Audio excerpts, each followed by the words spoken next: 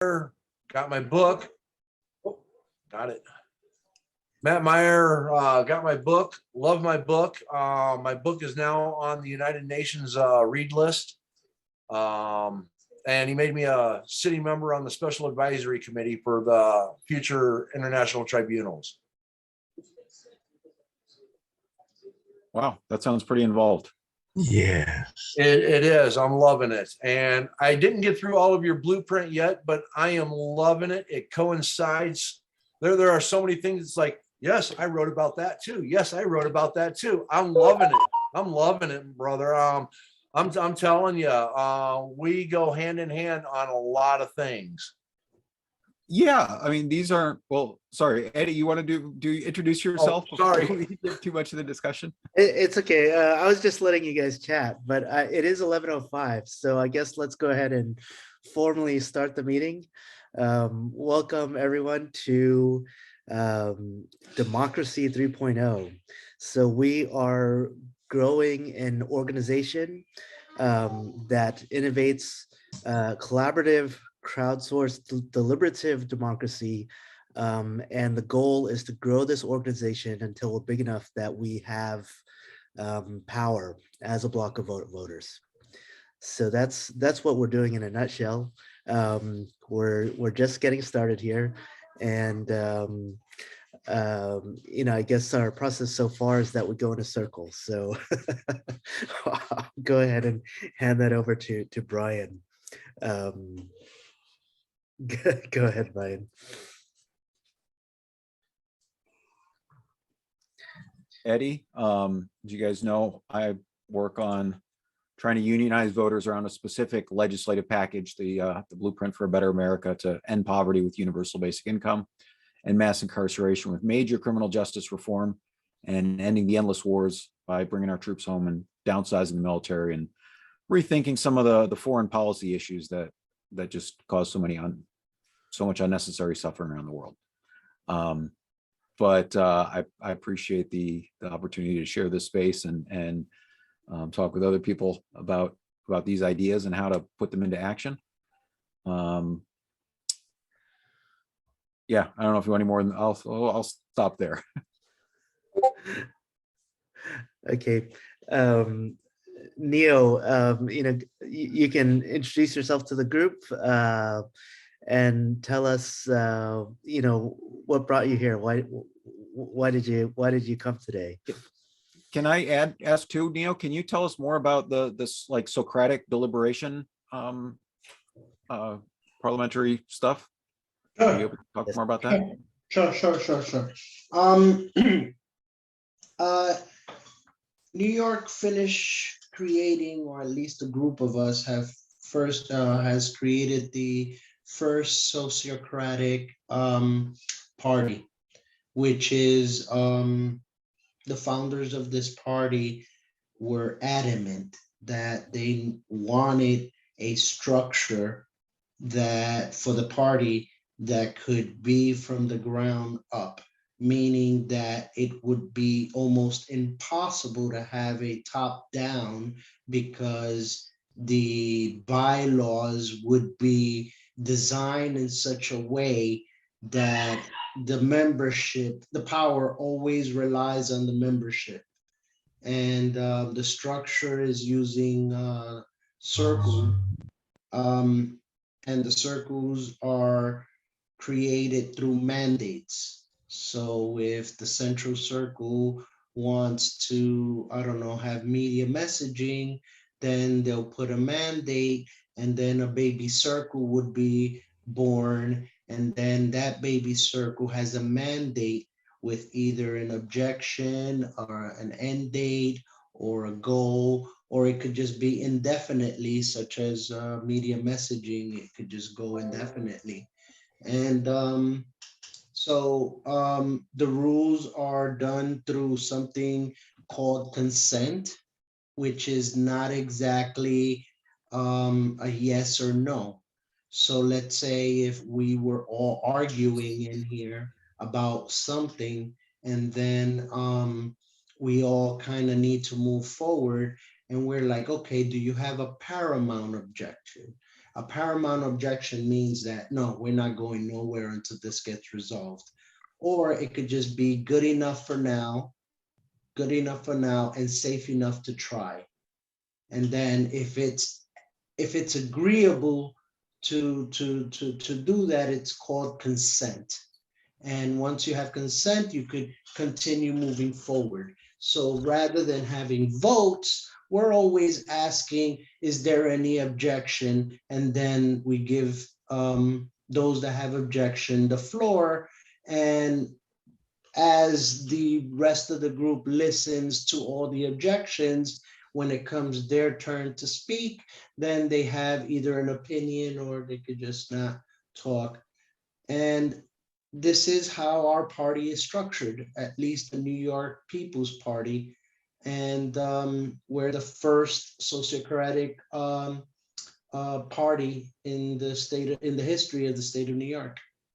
And I am one of the members in the Central Circle.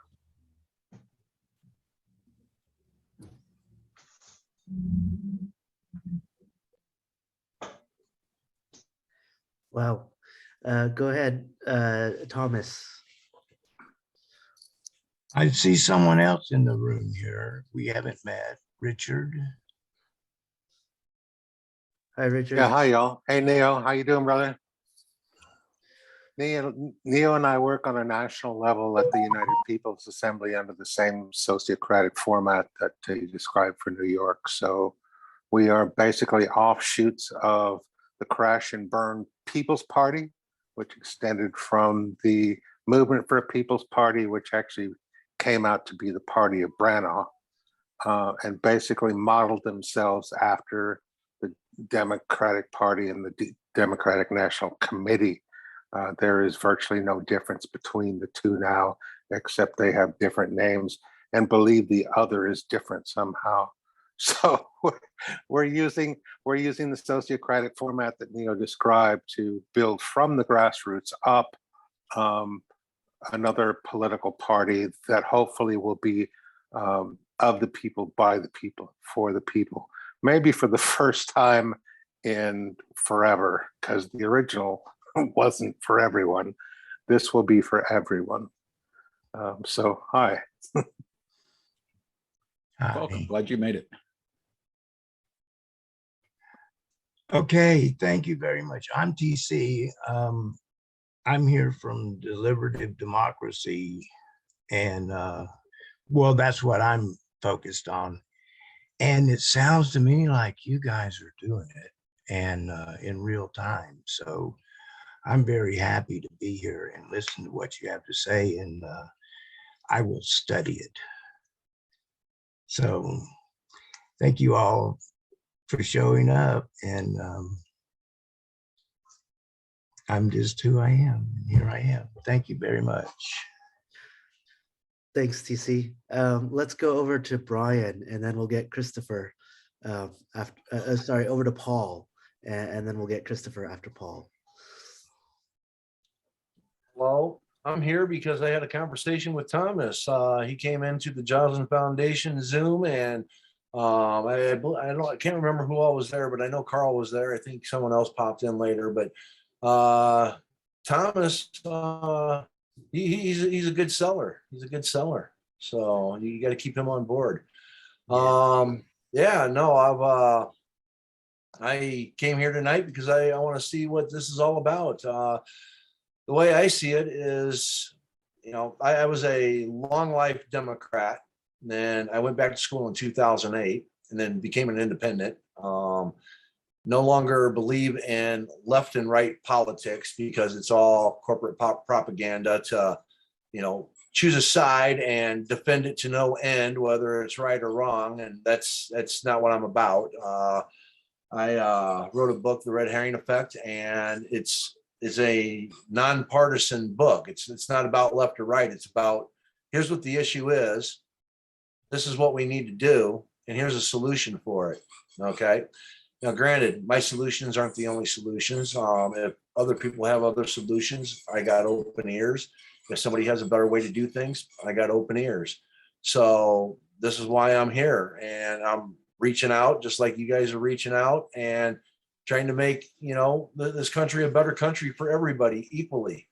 And that's my objective. So the more connections we can all make and the more we can come together on things, I say the better it is for our country. Yeah, absolutely. Christopher, over to you. Hi, everybody. I'm Christopher Hatton, currently in New Mexico, and I'm here for a lot of reasons, but I think consensus is a good one, because within the paradigm from which we live, using the system as it exists, consensus is a very good mechanism to be able to become an influential bloc in the voting schemes, which is a good thing, because when we have voting being tied purely to loyalty of partisanship rather than expression of our own values and actually seeing how close those values come to actions on the House and Senate floors, is a completely different thing, and we don't really measure it like that. But I'm also here as an advocate for major reform within the current centralized systems from which we use, and then also as a creator for external influences which can alleviate some of the pressures that government and business would otherwise think that they would have to provide for us. So that's kind of where I'm at, and I mean that's solely with open source decentralized emergence that's been happening for a while with processes and even Linux with software, but now it's starting to propagate into math and algorithms and some of these tools can be built into things that can increase standard of living, quality of life for people without negligibly affecting their individual budgets. So that's something I'd like to talk with everybody more about, and I hope that these types of mechanisms can be incorporated into our government system as it exists now, and that some deflationary pressures can start to happen on the necessities, which is important. Okay, thank you.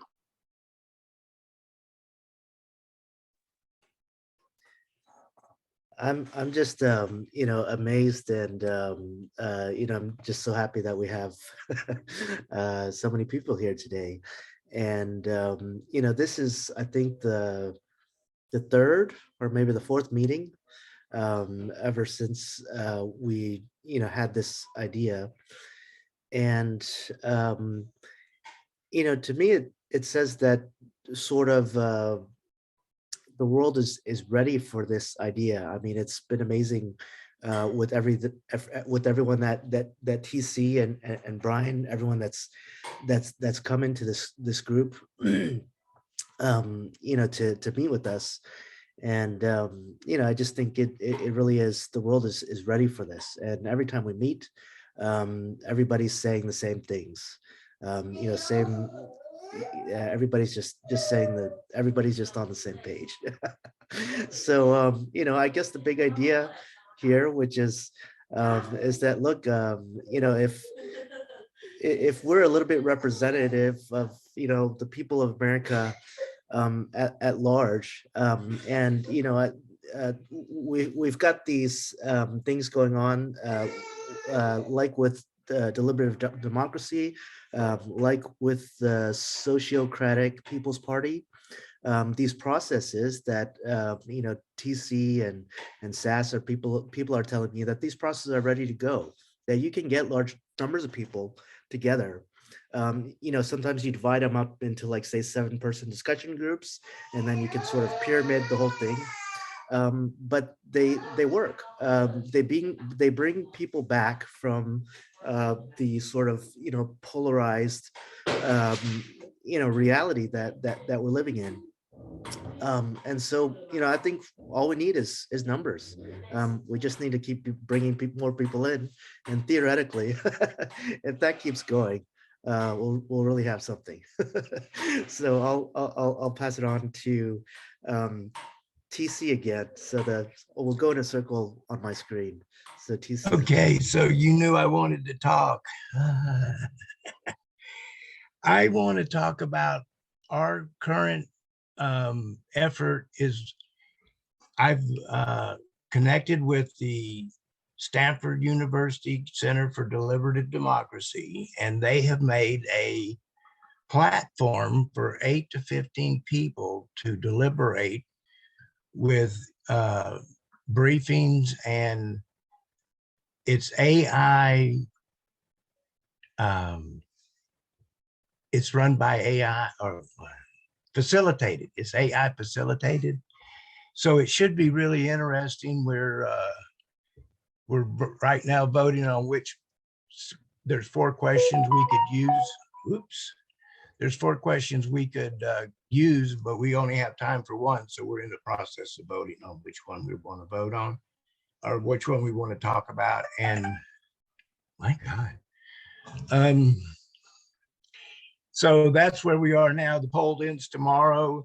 We'll have a subject, and then we can start recruiting the people to actually participate. And we hope to get a wide variety of this group. And it could be tough because we're all on the same page, but we'll do what we can do. So that's my report, and thank you for letting me share. And TC, what was the date of the trial that we set? We had a Wednesday, the 23rd of February at 7 p.m. Pacific time, which is 10 Eastern. And so, like I say, that's we have 2 weeks to put together a group to try this out. And this is something, you talk about scaling up, that they can scale this up.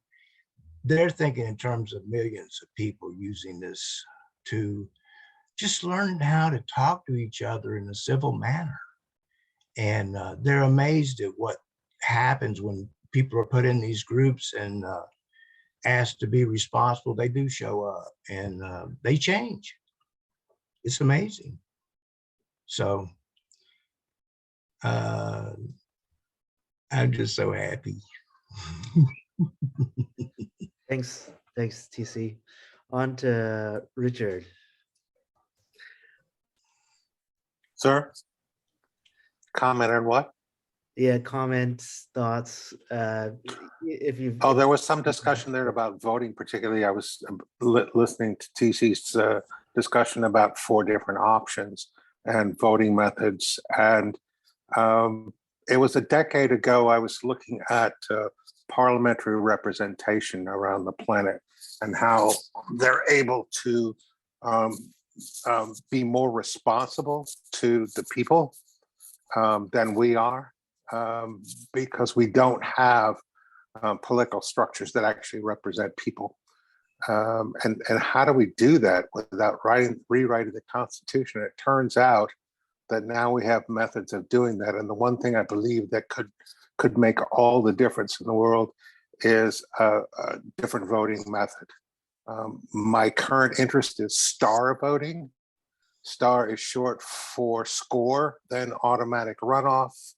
Hopefully it'll pick up enough steam to overtake ranked choice voting, which unfortunately is kind of like the mainstream conversational point at this time. But star voting definitely eliminates a lot of the pitfalls that are associated with ranked choice voting.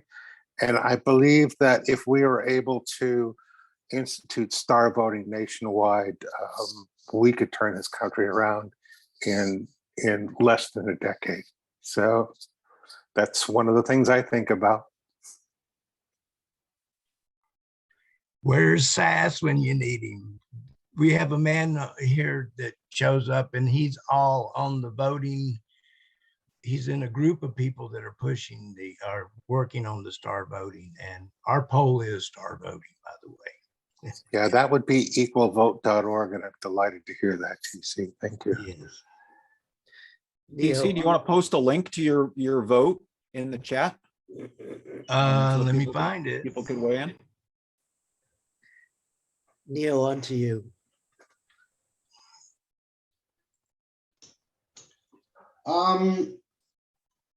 Just to add on the voting, I'm more concerned with making voting as secure and as transparent as a bank transaction. I would actually go into a blockchain type of voting system that makes it impossible to be able to go back and undo a vote once a vote is cast, and then have that key publicized to the public, so everyone can know who voted and what they voted. And if you want to keep your identity secret, it could be some type of public key that, but it doesn't matter. Your vote was counted, and we could see what time you voted, what booth, who you did this, blah, blah, blah, blah, blah, blah. And it's designed with technology that makes it very, very impossible to go back and undo. And I would love for something like that to at least start getting everyone's vote accounted for in a way that there's no ambiguity of what's going on. And I would make it as secure as using your thumbprint or an eye scan or whatever. This is that important, I feel. I also wanted to also talk about the United People's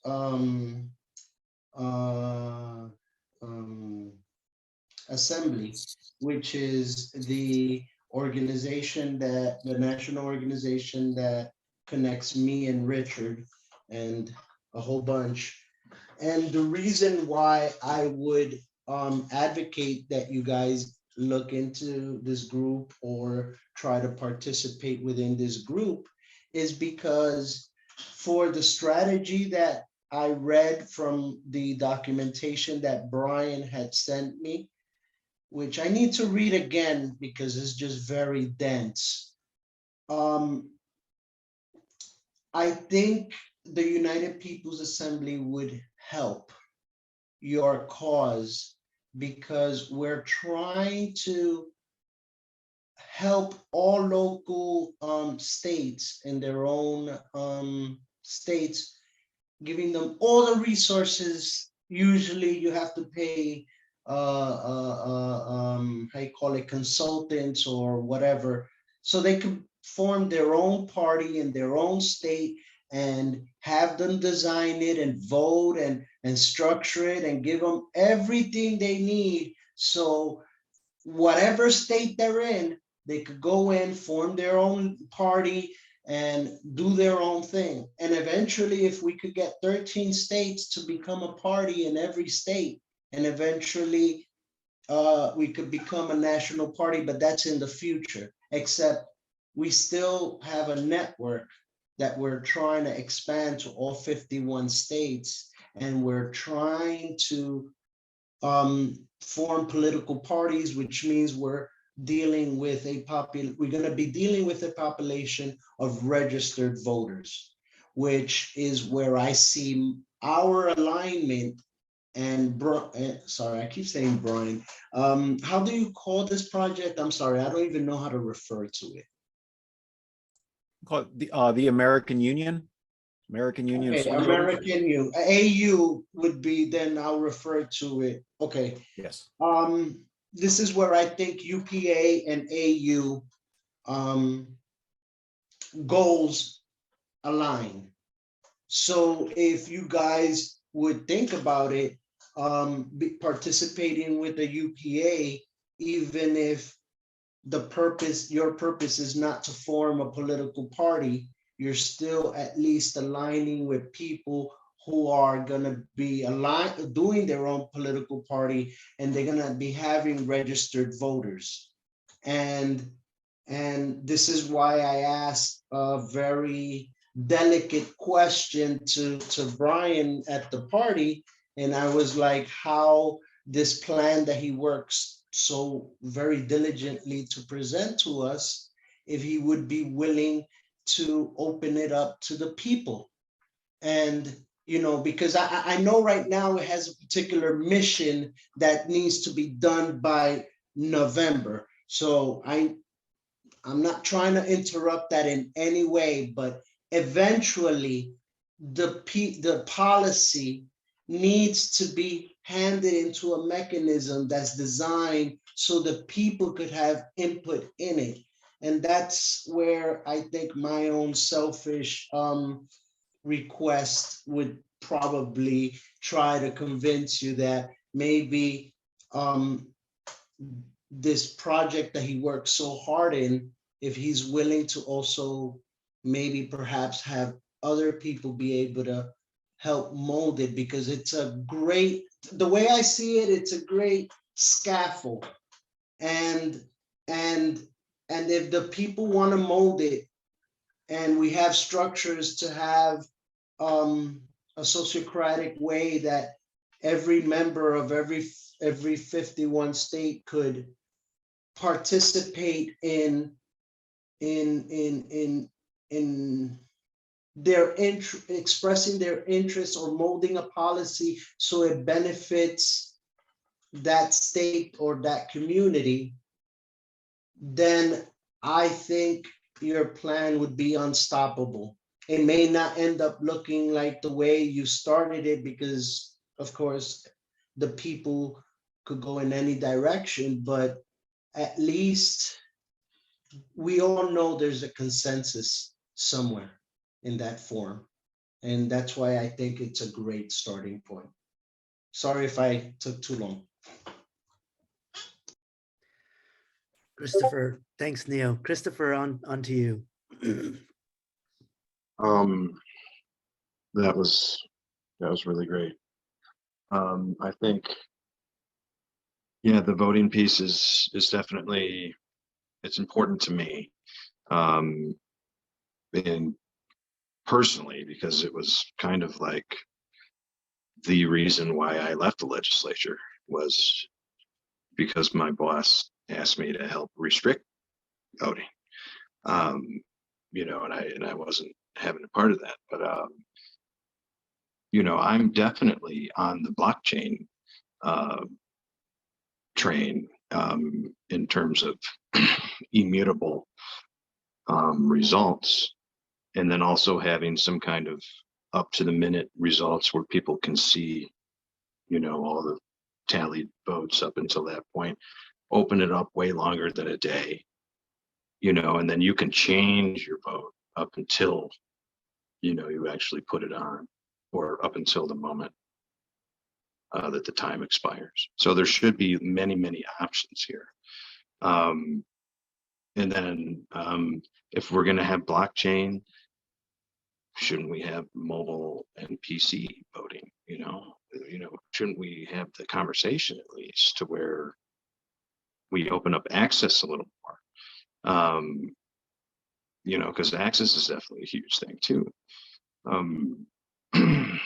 But you know, I don't even want to get into the nitty gritty of the arguments, but I don't believe it'll be like an American Idol type situation if we allow mobile voting for government. I don't think it'll be like that. So, but that's, you know, that's my opinion. And then on another level, yeah, how we vote is important too. I'm totally an advocate for Star, and just different from the way that we do it. And they're different from even median voter, you know, even leaders putting what's voted on, you know, it's like there's more participatory measures that are needed, in my opinion, for it to be more accurate and more aligned with what we're wanting here. So I think Yeah, definitely access is one. So talk about more options. The absentee voter ballot from 2020 was just an amazing thing to see. It made me so even I would say proud to see it used at that level. And then it's like we weren't really prepared to have bottleneck like that. There wasn't any, in my opinion, there weren't many true nefarious things that could have tilted the needle in that election. It was a game plan that adapted to the situation. And I admit I was working for the Republicans at the time, and we did not change the game plan at all, not one bit. So it's like that's what happened. But it's I'm glad I stepped away from it in that fashion. Like I can interact with it in a meaningful manner now, instead of in my opinion, now I'm getting on a personal tangent here, but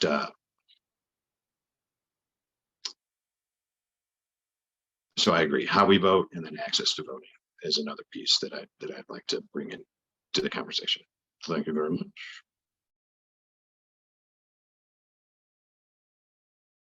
Brian, on to you.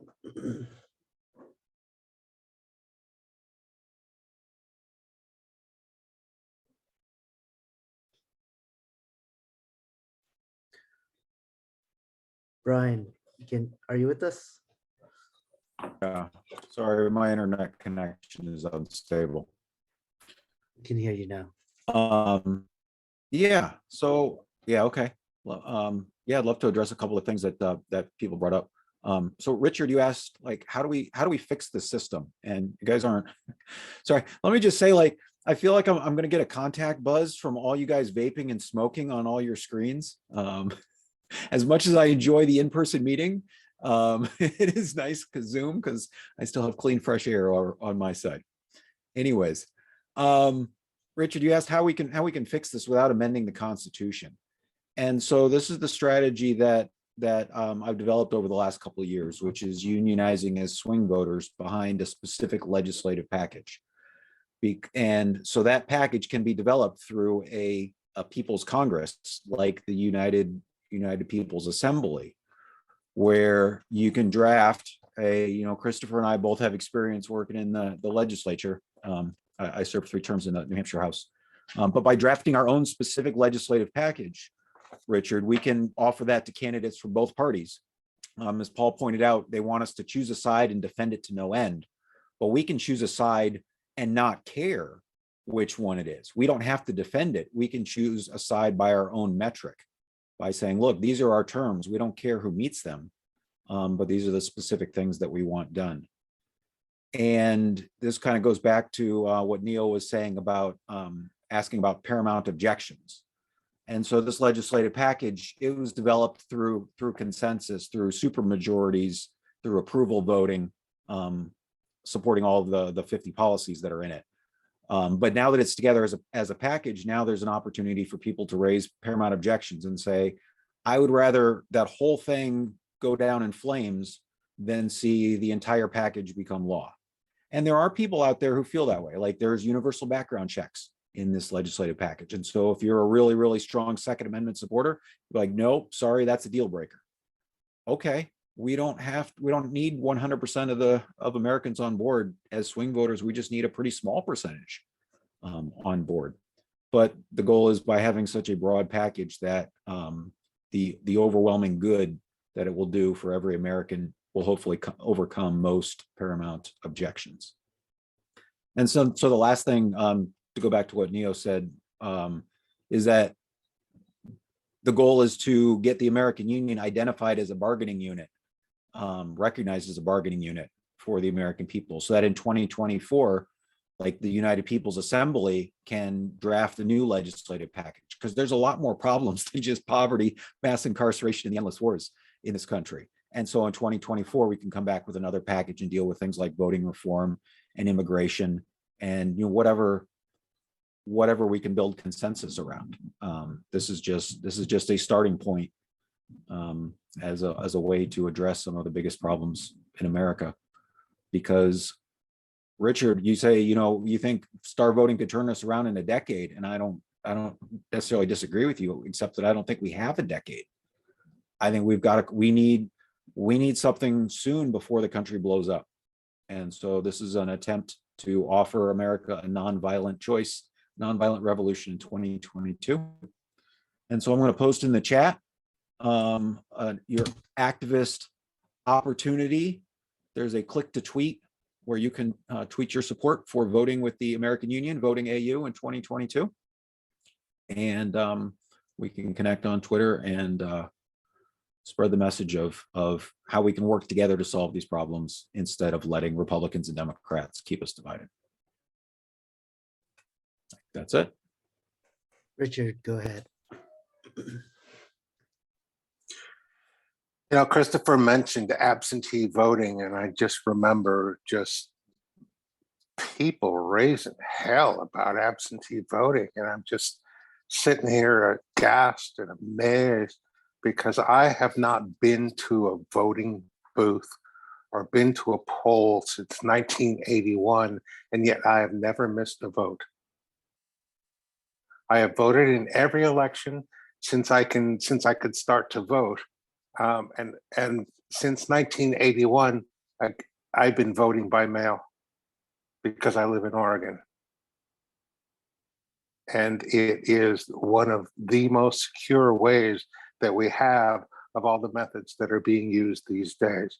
So if anyone tells you that vote by mail or absentee voting is somehow unsafe, you can point to Oregon and saying, we've been doing it for 40 years and it works great. So just tell them to sit down and shut the fuck up.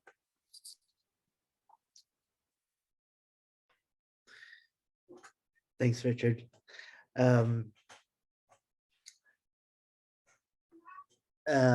will make a suggestion for our process that instead of raising hands, because we have 8 people, but we go in a circle. If you can wait at all, just wait until your turn, and then you'll have a chance to speak when it comes to you. Yeah, I think that will be a little smoother. Thanks, Richard. And yeah, I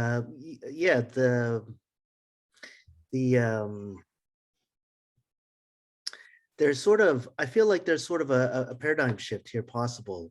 And my inspiration here came from having some contact with Brian and learning about what he's doing with the American Union. And to me, the point was, we vote in these politicians and they promise lots of stuff, and then they get into office and then they don't do anything that they promised. So, why leave it up to them?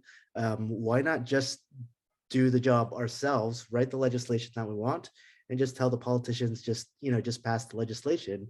And if you don't pass it, we're going to, vote you out and vote in someone who will pass the legislation. And to me, like sort of the more general form of that is that, the entire structure with the legislative body and the representatives and all of that, that was more or less formed, I think about 200 years ago, or longer. And the world has changed, and, collaboration and communication is much easier now in the 21st century. And I think that it would be possible to have,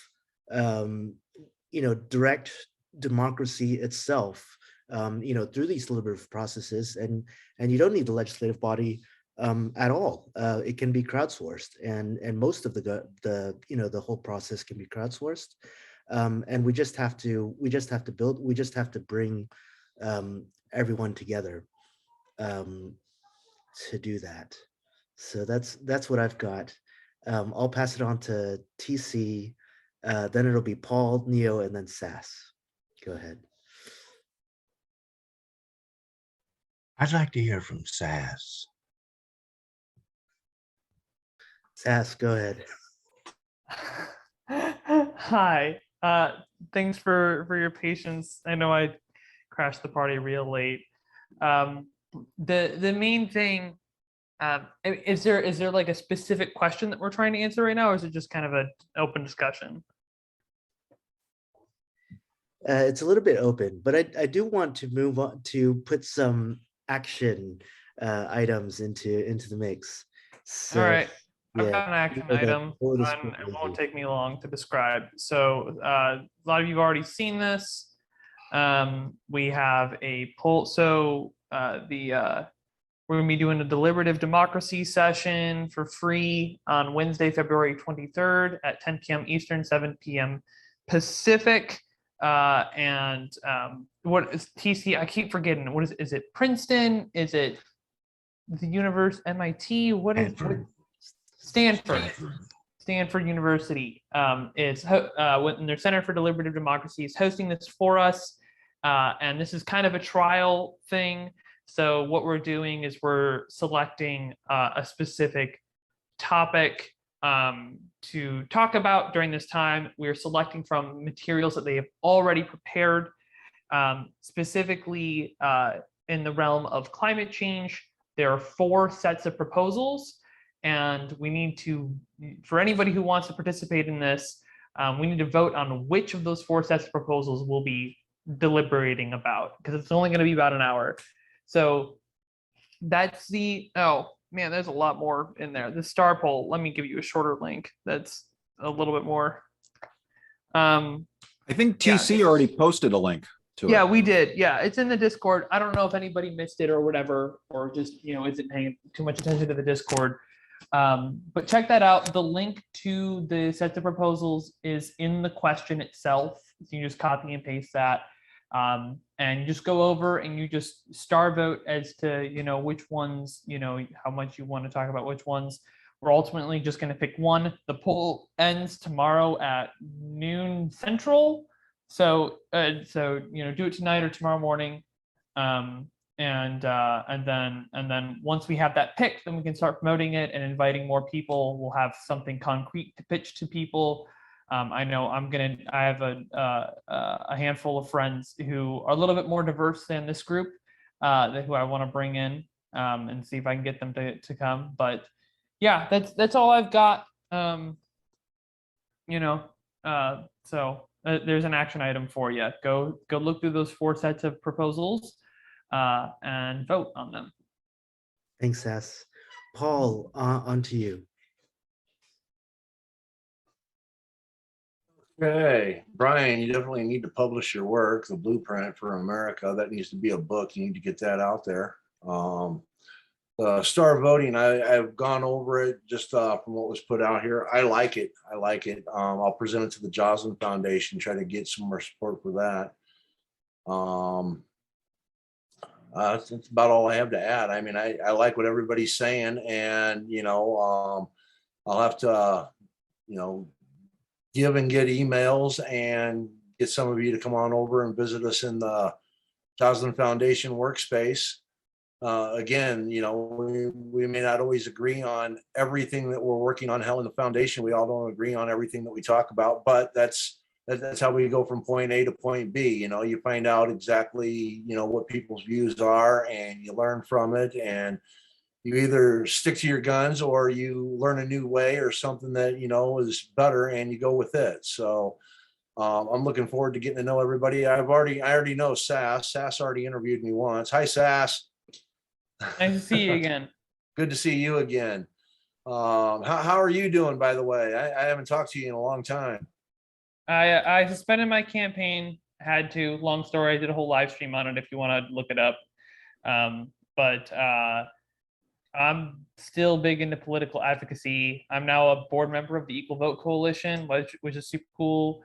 And I'm trying to dig myself out of a financial hole right now. So got to do that. But once I'm in a comfortable spot, I can devote more of my time and resources toward all the cool things I want to do in the world.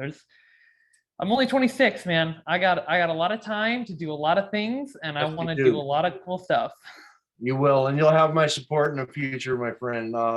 Especially with the Joslin Foundation. That's one of the things that we're doing. We're gonna we just got our EIN, and now we're waiting on the 501c4 paperwork from the state so that we can, we're going to be a political party. I mean, a political foundation. Basically, the majority of us, we're progressive socialists. We believe in humanitarian values. We want equal rights for everybody. I developed a new taxation system. Our current taxation system right now collects taxes. 80% of the 80 to 90% of the taxes come from the people, while only 10 to 20% come from the corporations. My taxation system would actually reverse that. We would have 80 to 90% of the taxation coming from the corporations, only 10 to 20 from the people. And plus that would bring in anywhere.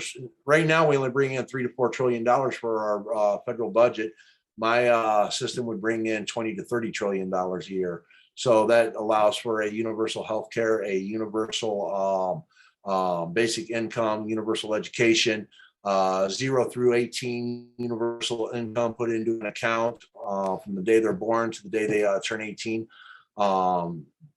Retirement at 50 would be a full UBI.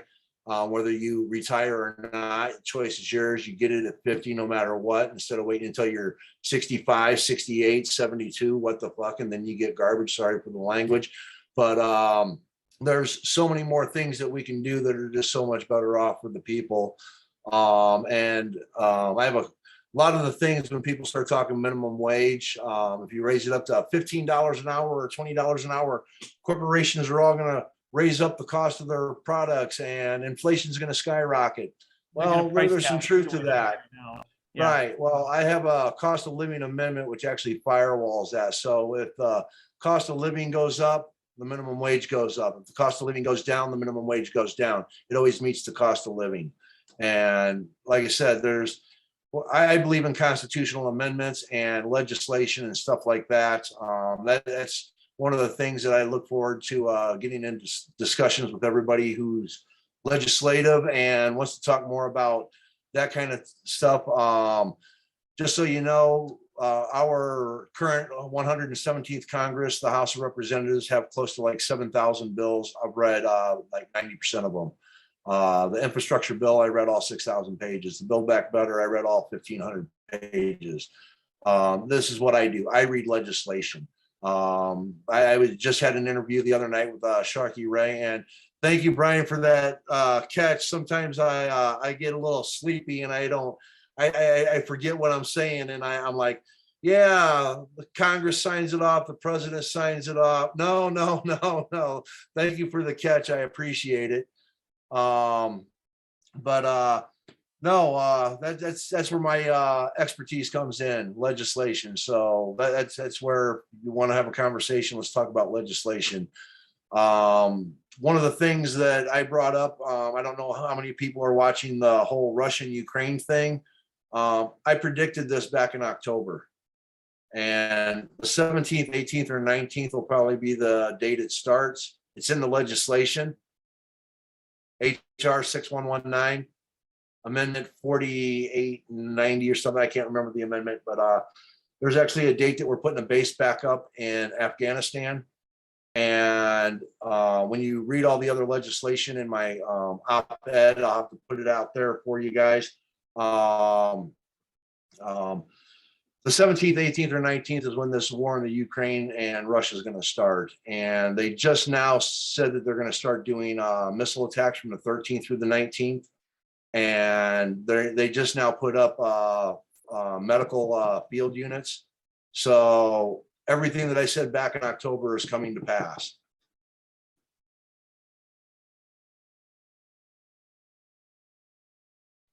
Wow. Thanks, Paul. On to Neo.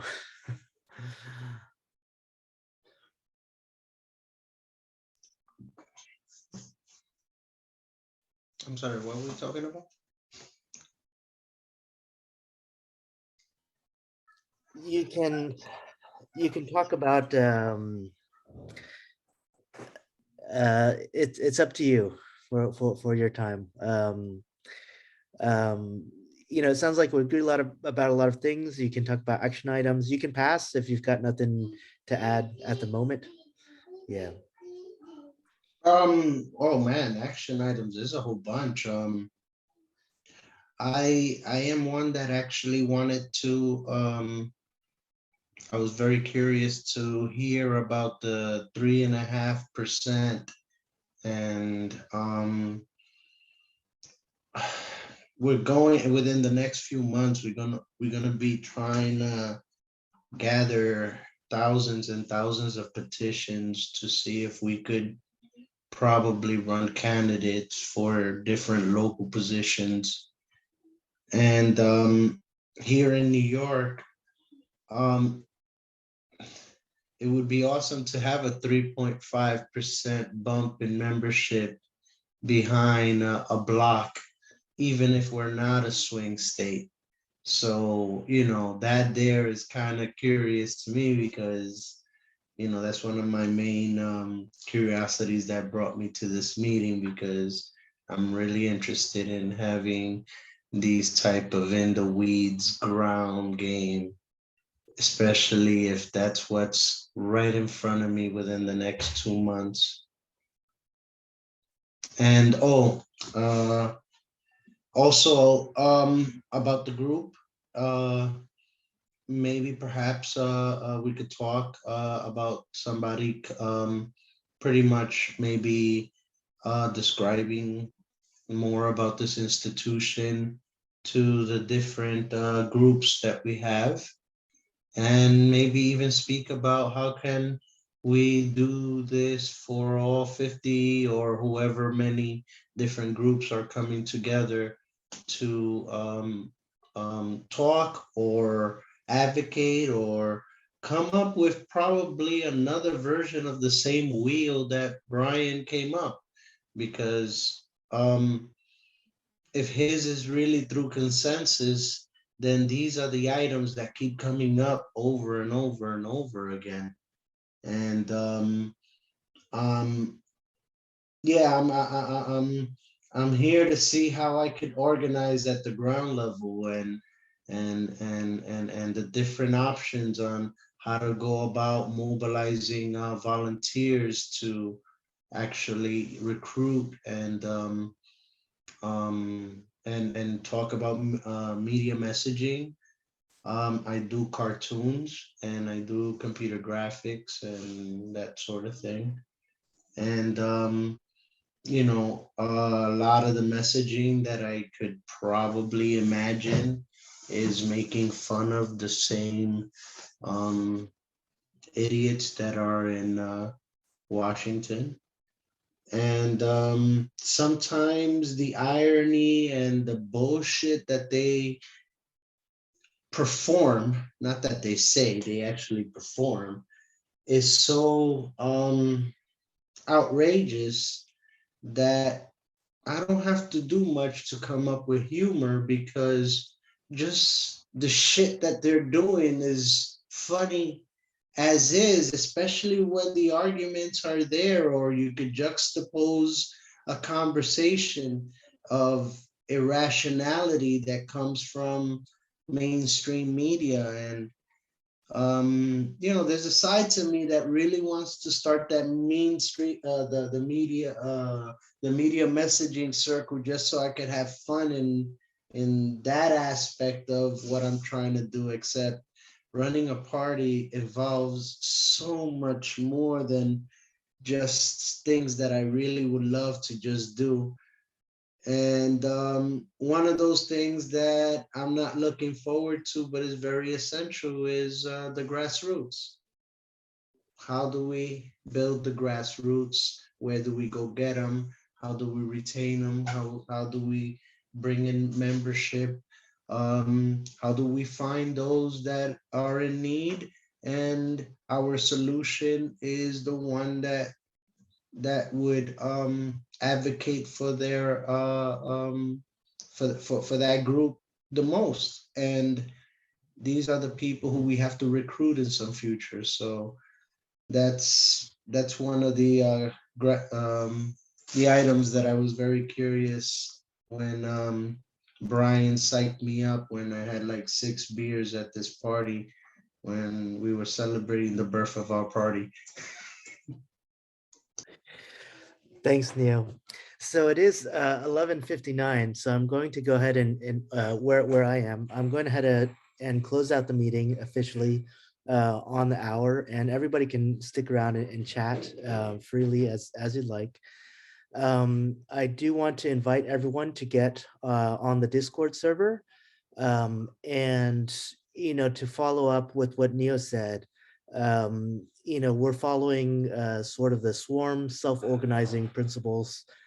So if any two of you agree about doing something, you don't have to ask anyone for permission. Just go ahead and do it. And so you can self-organize on the Discord server. I'll put that link in the chat. And I guess with that, I'll end the meeting. Thanks everyone for coming to Democracy 3.0. See everybody next week.